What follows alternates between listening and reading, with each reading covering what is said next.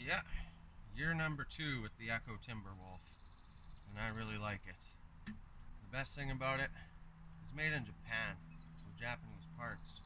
And I know there's a few less than intelligent people out there who would say, oh, Jap crap, blah blah blah. But you know what? The thing about Japan is people make their way in Japan, unless they're born wealthy. They make their way through work ethic and talent, pride, skill. Not like here, they don't just hire people based on what they look like or what they identify as. You actually have to earn your way there.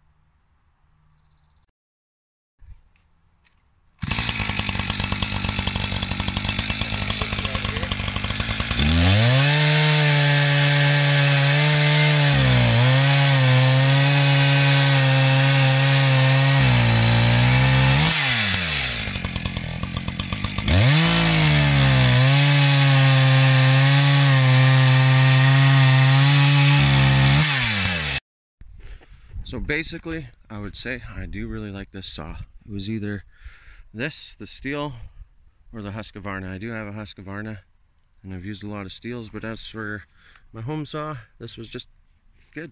Magnesium crankcase, pretty easy to get to the air filter. It does have that pressure release, not really needed.